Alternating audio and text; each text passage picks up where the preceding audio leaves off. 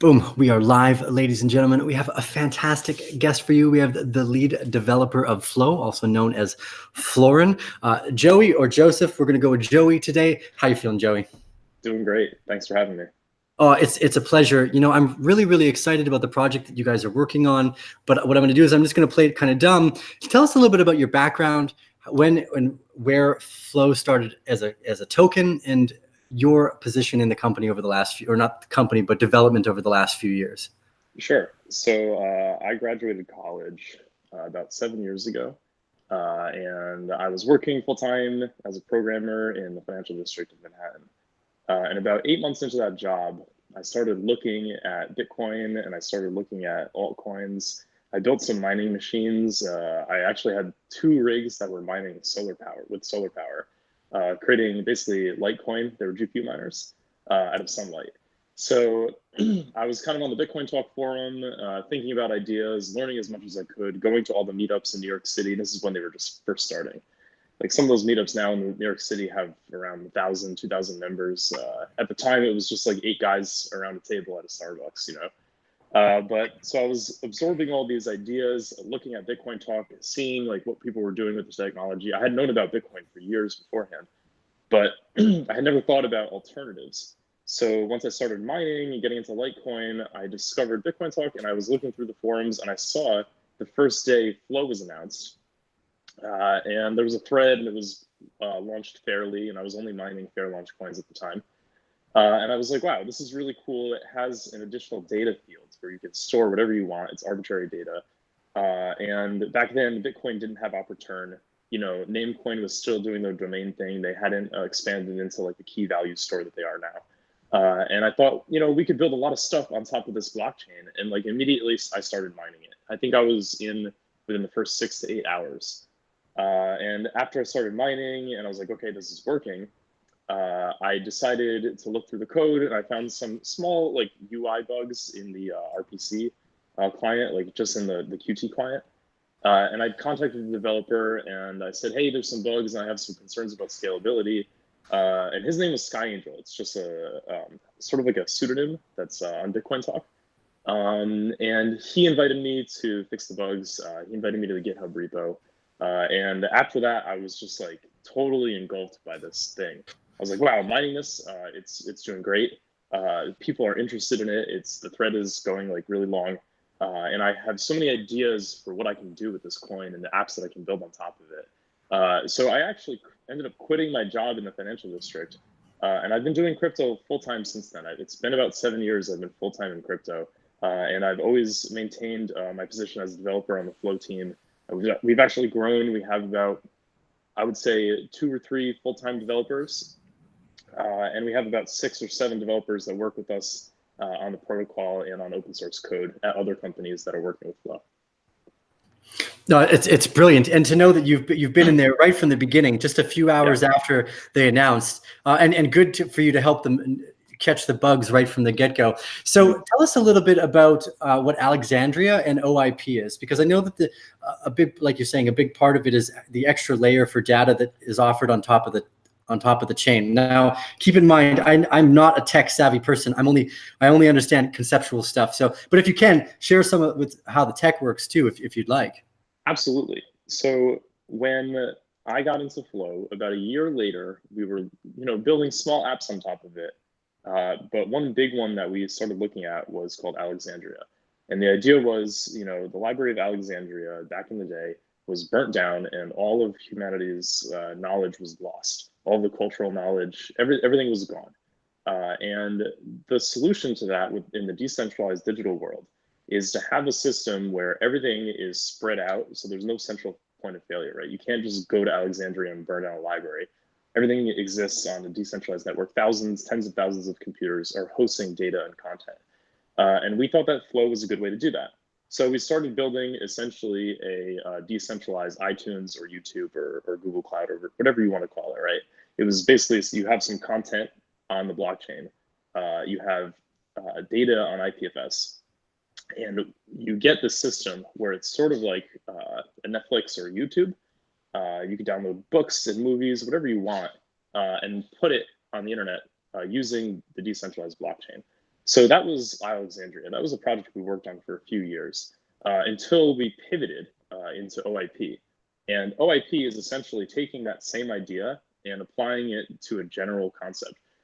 For example, we have Medici Land Governance that's using this idea of decentralizing data for land rights registries.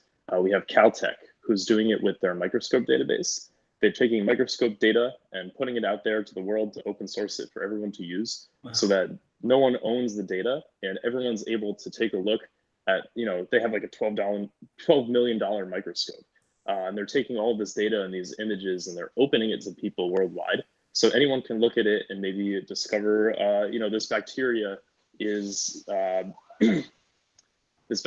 somehow able to be killed in a way that no one else had thought of before. So we think that open scientific data, open land rights registries, and the millions of other ideas can be built off of the protocol that we started with Alexandria, which was essentially something to distribute content worldwide. But instead of staying focused on entertainment and media and cultural ideas, we decided with OIP to generalize it for anything. So OIP basically is acting as the search module for the content that's on the blockchain. Is it correct? That's exactly correct. And the way that I described it is we're a decentralized search index, or you can think of FLO as a way to store metadata to quickly find content on decentralized network. And you can build a search engine with that. And OIP itself is a way of organizing data so it can be quickly found. And that's what we've focused on at FLO for the last 3 or 4 years. Yeah, the mention of the Medici land governance there is extremely important. I think people often overlook the importance of property ownership and the storage of that data. It was an old wartime basically strategy to try to destroy the government or the place where you store all the records of land registry, because if you could do that, you would basically screw up the base of the society. We had Tron Black on from Ravencoin the other day, and we were chatting about the importance of where capital comes from. Bernardo de Soto's book, The Mystery of Capital, dives into some of this. So I think aiming at the land registry is definitely a very, very valuable part of the chain. You guys were way ahead of the curve in terms of like a decentralized YouTube or content creation. Even today, we're having, because of the blockchain idea, that people are having stumbling blocks because of the speed.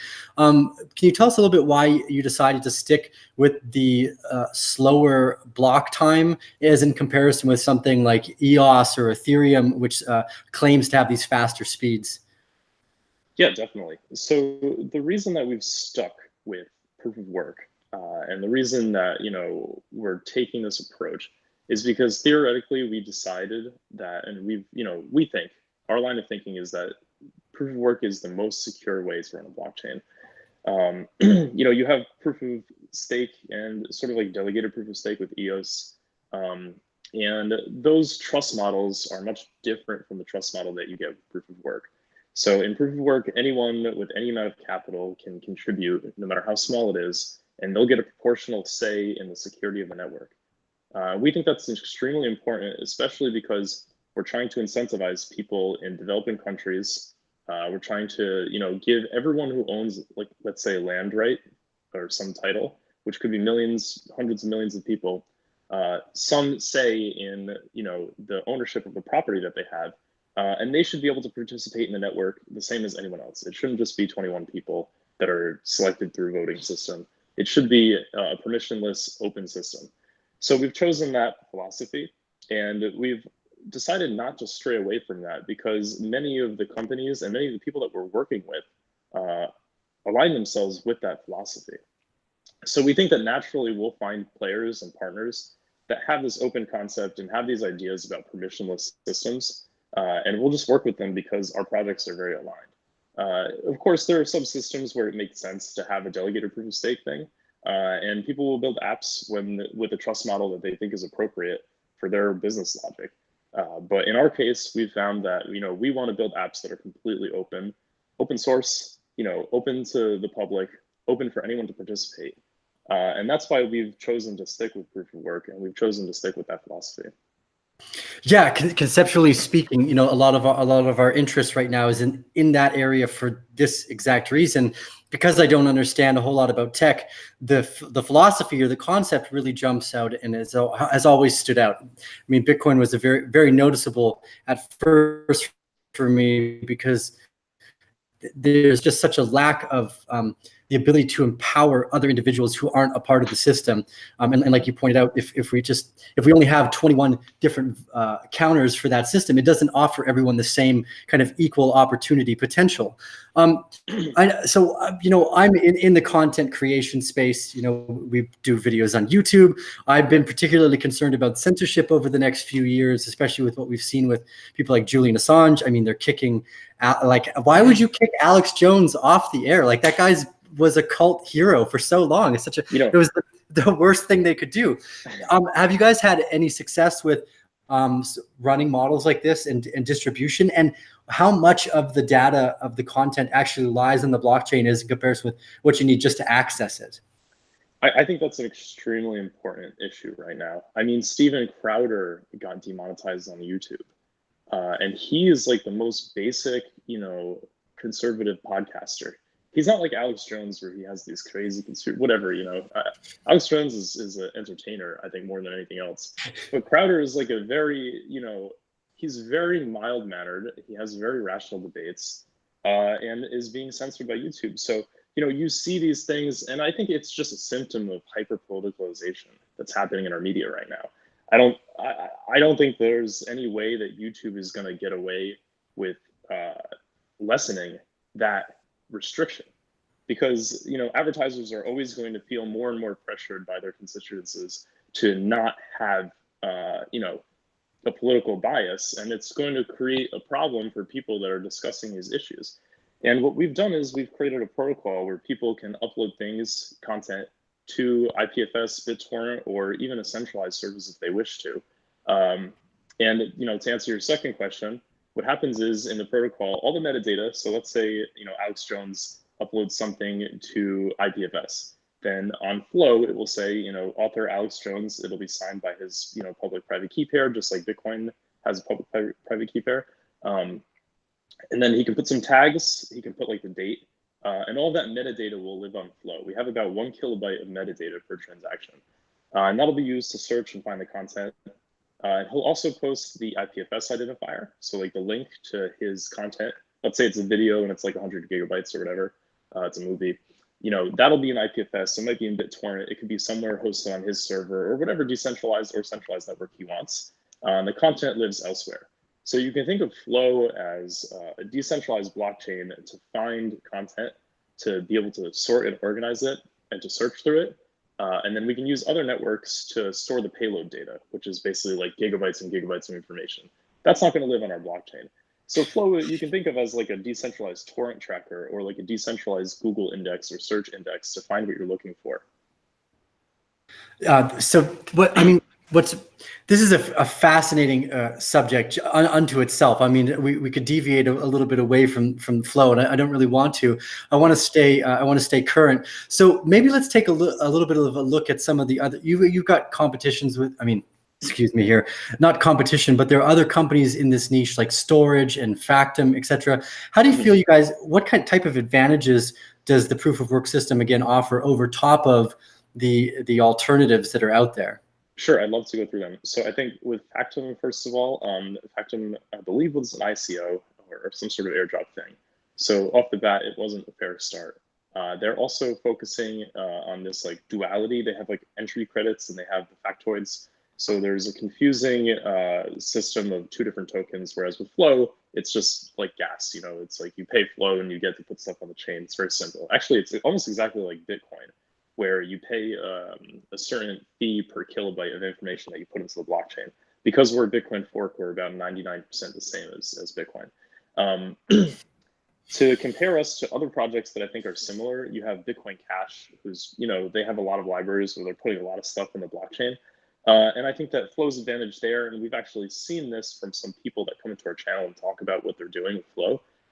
FLO's advantage against Bitcoin Cash is that we have this apolitical nature, right? FLO is very neutral. We're like Switzerland. We're not taking a stance on big blocks or small blocks. We're kind of just figuring it out. And there's a controversy over the leadership and the direction of Bitcoin Cash.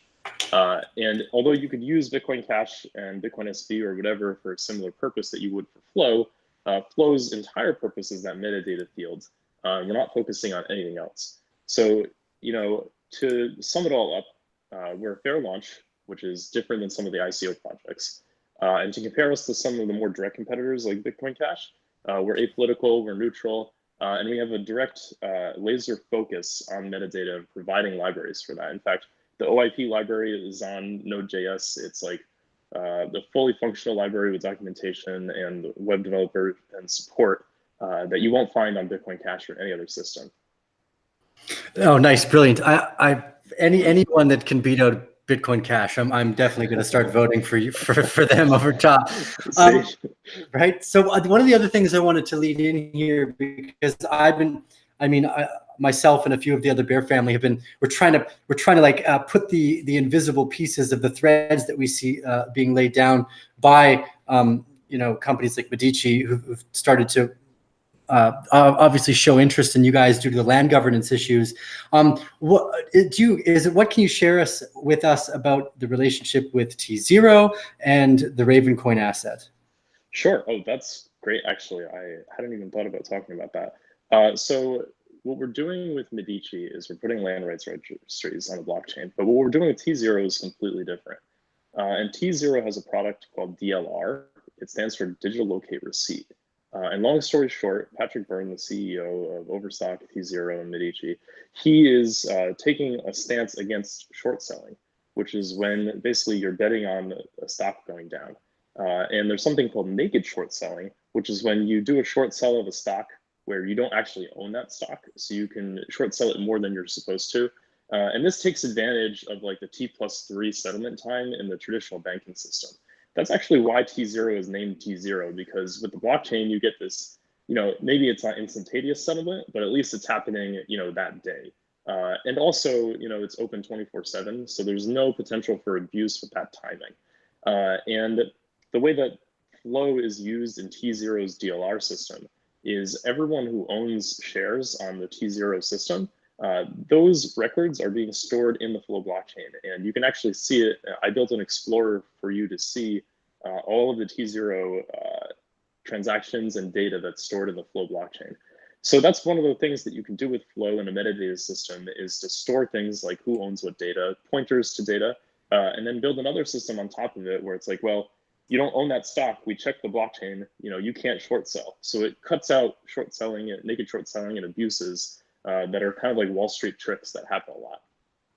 And in terms of Ravencoin, that's related to our Medici land governance project, where we would want to use, let's say, a Ravencoin asset to represent shares in a land or shares in a building. But we also want to use OIP to take all those records and sign them with like a public-private key pair, or just prove ownership of, prove that there's a relation between like documents that prove I own this land and the asset that lives on the Ravencoin blockchain. So what we've done is we've worked with the Raven developers on introducing an OIP field into the Ravencoin blockchain. And now you can have an OIP identifier that links to a Ravencoin asset. And in OIP, you can look up all the documents, you can look up signatures from the government, signatures from the community that say, I own this land, or, Teal owns this land.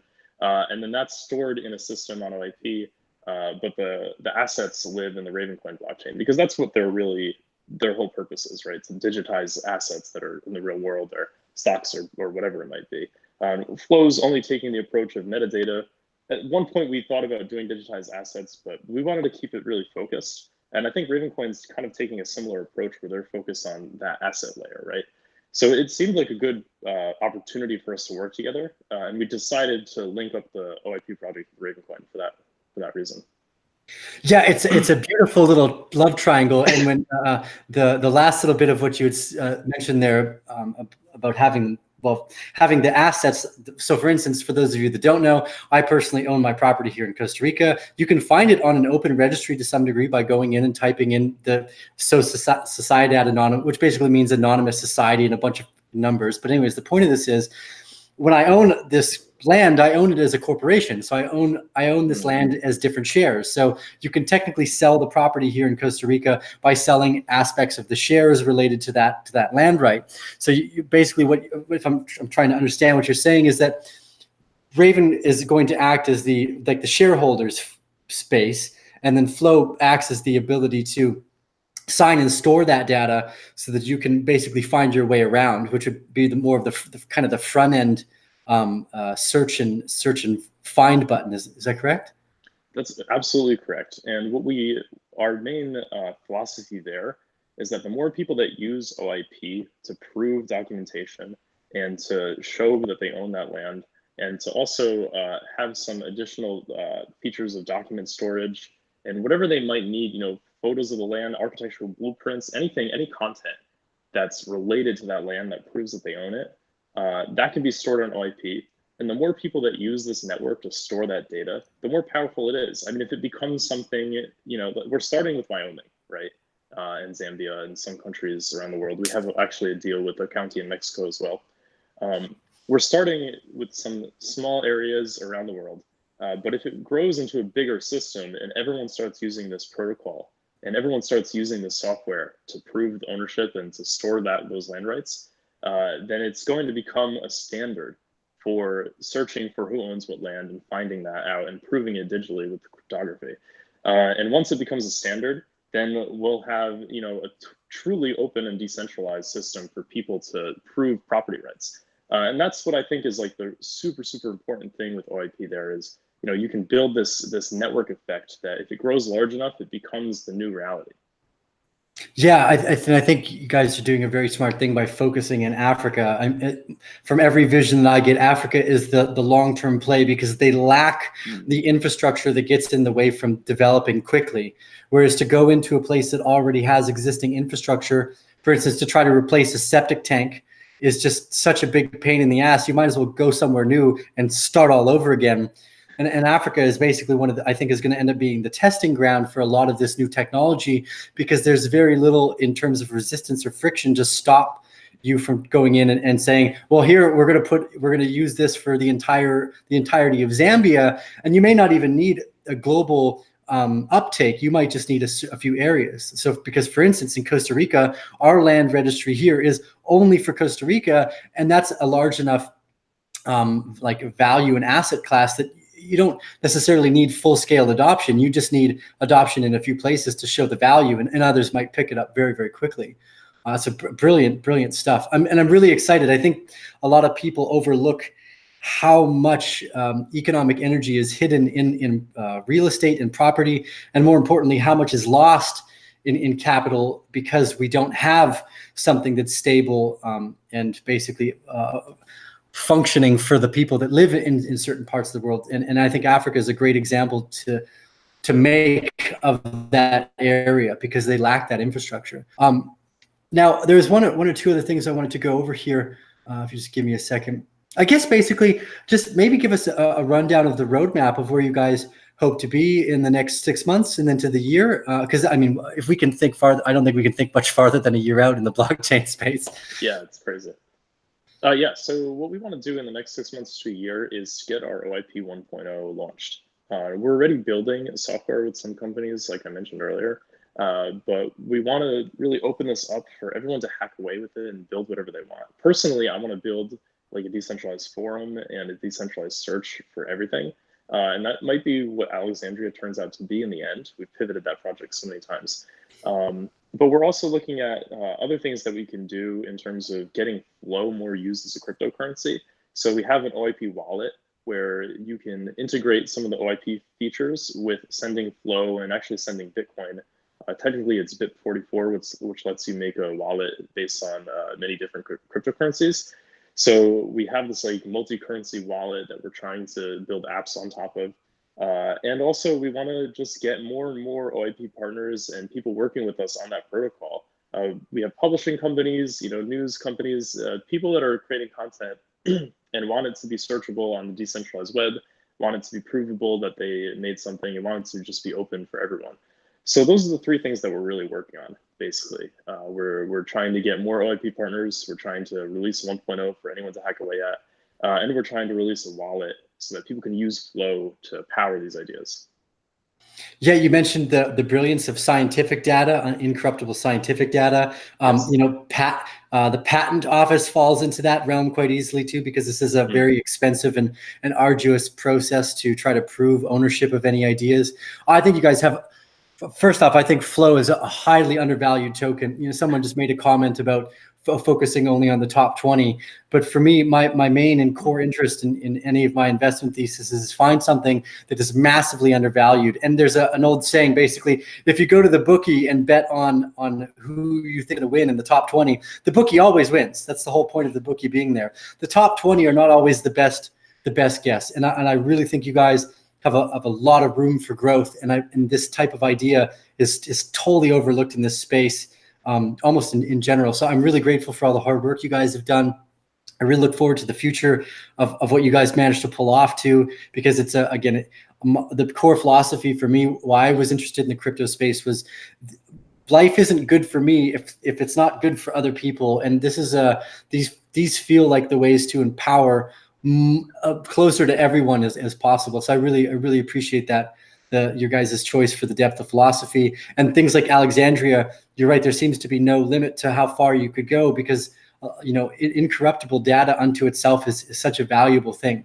People, you know, the information is power, or knowledge is power sentiment goes overlooked, but it's just as powerful as money, because that's your access to learning how to build different types of technology, produce different types of medicine, or in some cases, produce content that may not be liked by the governments that you're living under the rule of. So I'm, again, a hats off to you and your team for keeping the vision, and, you know, and again, that little tip of the hat to the Library of Alexandria, where when we lose the human information and human records, it's not a fiscal loss, it's a loss of our history and of our story. And stories, as if anyone's ever seen the Game of Thrones, as Tyrion points out, stories are one of the most powerful things that we have on the planet to move our species forward. So Joseph, thank you so much for sharing your time. Is there anything else you want to leave us out with? I mean, if there's people that want to help develop a way to get a hold of you, or anything else they might be interested in? Absolutely. Go to FLO.cash, follow the links there. Everything we do is open source. We do it for the community. You know, we would love to collaborate on improving our protocol in any way possible. Thank you so much for having me on. It's been great. Yeah, it's a pleasure. You're a gem of a being. I can tell from all the way over here. Again, I'm really looking forward to seeing what you guys pull off over the next few years. Hopefully, we'll have you back on the show again. So if there's any updates that you feel you want to send our way, I know the whole Bear family and community will be happy to share those throughout the sources that we can as well. Again, I'm just really stoked to see what you guys pull off here. Awesome. Thanks so much. Beautiful. Bear family, remember to give us those thumbs up. You can go to FLO.cash. Did I get that? I got that correct. Check them out. Remember, if you guys have any development skills, you want to help them out. This is, I think, what all of the community needs, is the ways to support one another. If you're new to the Bear family, please remember to subscribe. Leave your thoughts and your comments, your questions down below. I do my best to follow and answer those. And if you're not following Joseph on Twitter, you can follow them at FLO Blockchain, I think. That's right. Nice. I'll leave all the links for those down below, as well as the article that came out in CoinDesk or Cointelegraph about you recently. Nice. You guys are fantastic. I'm really excited for you, Joseph. I'll keep you on the line for a few more minutes afterwards. Again, thank you for your time today. Cool. Thanks. Awesome.